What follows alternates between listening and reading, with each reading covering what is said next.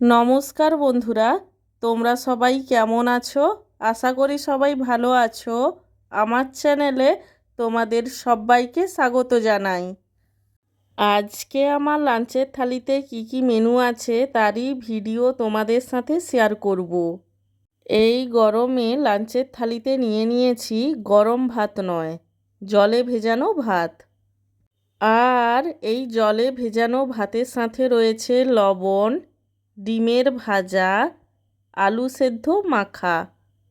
আলু সেদ্ধটাকে ভাজা পেঁয়াজ, ভাজা শুকনো লঙ্কা, সর্ষের তেল এবং নুন দিয়ে মাখানো হয়েছিল। সব শেষে রয়েছে ঢেঁড়স আর আলুর তরকারি, যেটা সর্ষে বাটা দিয়ে বানানো হয়েছিল। আমার আজকের এই লাঞ্চের থালির ভিডিওটি তোমাদের কেমন লাগলো সেটা কমেন্ট করে জানিও। আর ভিডিওটিতে লাইক দিতে এবং চ্যানেলটিকে সাবস্ক্রাইব করতে একদমই ভুলো না।